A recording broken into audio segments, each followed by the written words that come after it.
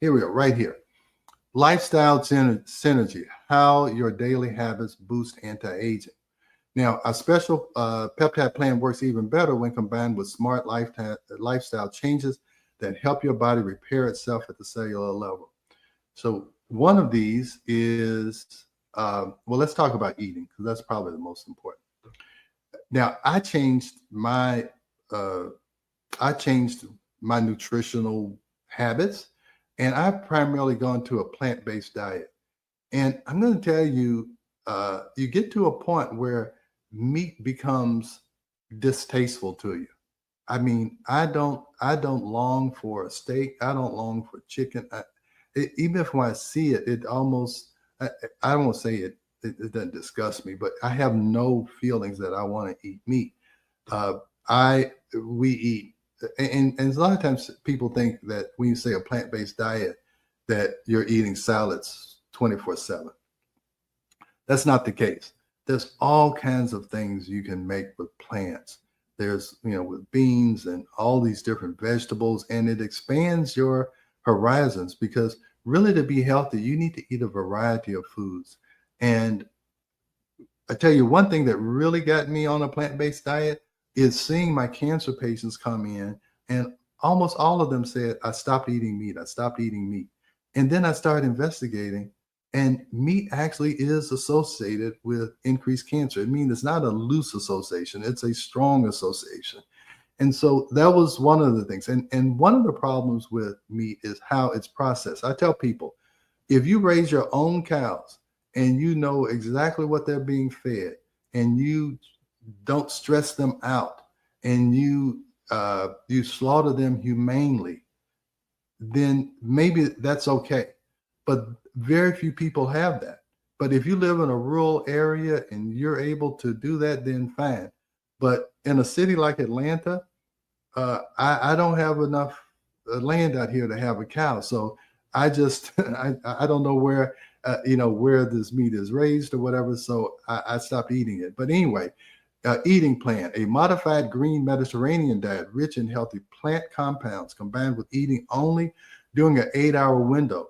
Now, one of the only proven methods of extending your life is through decreased caloric intake. So the more calories you eat, the the the less likely you're going to live longer. It hinders your lifespan. Okay, so it's no doubt about it that in this intermittent fasting, a lot of people do it just for weight loss, but it's really a part of your rhythm. And this is what I've learned lately is that really you're not supposed to eat until around 11 or 12 o'clock, is because your body is still processing the food from the night before. So the best times to eat is really when the sun is at its highest, around somewhere between 10 and 6 or 12 and 8. Those are the times you're supposed to eat. And then the rest of the time, your body is supposed to be able to process all of that food, get rid of the toxins, absorb the nutrients. Now, I know that can be hard, but if you can, try and limit the time periods when you eat, and don't eat so close to going to bed. They actually say you should eat at least 2 to 3 hours before you go to bed. So the midnight snack and the late night snack on a consistent basis, that's a problem. Now, of course, anything you do is that it's this 80-20 kind of thing.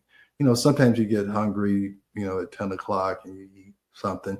That's fine. But in a habitual state or on a regular basis, you should try and constrict the times that you eat. Then there's special therapies, red light therapy. We actually in our office, if they're sitting for an IV, we actually have a red light that shines on them because it increases ATP, it decreases pain, it decreases inflammation. I actually have a red light, and I'm going to start promoting this. So it penetrates deep in the skin, so it's very good for skin rejuvenation. I'll tell you, if you think at 65 my skin looks good, this is because I use this device. I use it 2 to 3 times a week, and it helps to repair the skin. It helps to, and not only does that, it helps with pain.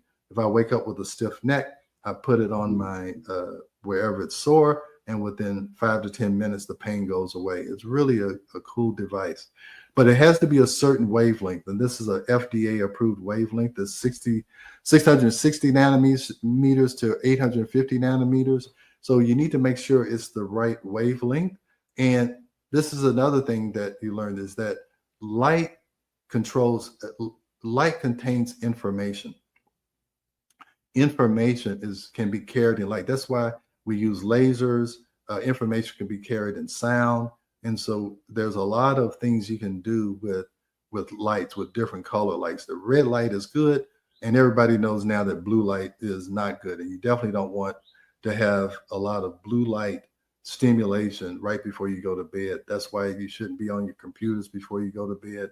Or if you do, you need to have a red light blocker, or you can have red light glasses that help with that. Now, also infrared sauna sessions. Infrared saunas, they help to detoxify you.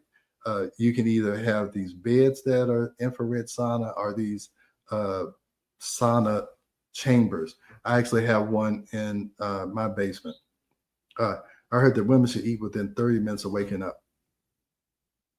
If you're going to do that, you need to be eating protein, but really you shouldn't break your fast until later in the day, because your body is still, and I'm talking about eating in a chronologic, eating according to nature's rhythms.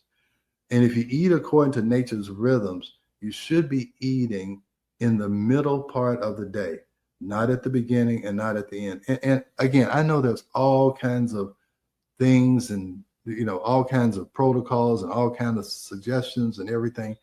I'm just telling you based on your biological clock. And what you have to realize is that you are a part of nature, and that nature runs in rhythms.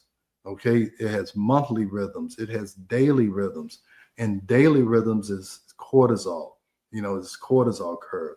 So if you're going to eat based on your body's rhythms, you actually should be later in the day, and it should be in a restricted time period, because your body has certain rhythms where it's supposed to consume food, process food, digest the food, then incorporate the food into your cells. And that's all of this this 8-hour cycle that nature runs on, and your body runs on the same thing. So exercise routine, regular exercise included strength training 3 times a week for major muscle groups, steady cardio, zone 2, and weekly short bursts of intense exercise to boost your cells' energy factories.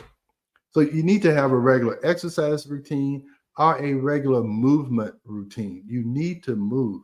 Your body needs to move. And I'll tell you, anybody I've talked to who are in their 80s and they're vital, and anybody I see anytime I see somebody who's older and they seem to be healthy, I like to talk to them. Everybody says you got to keep moving. Once you stop moving, once you lose your mobility, life goes downhill. Now you're dependent. Now you're limiting what you have access to. So please keep moving. You need to do strength training to keep your muscles strong. That prevents osteoporosis, because when you stress the muscle, you're putting pressure on the bone, and stress actually can strengthen. And that's why you do the infrared saunas and all of those things, because it stresses you. Some stress is good. It makes you stronger. You stress out your muscle and it adapts and becomes stronger. You just can't over stress yourself. You can't over exercise and injure yourself. You over exercise, that becomes a stress, and that disrupts cortisol. But you do need some stress in your life.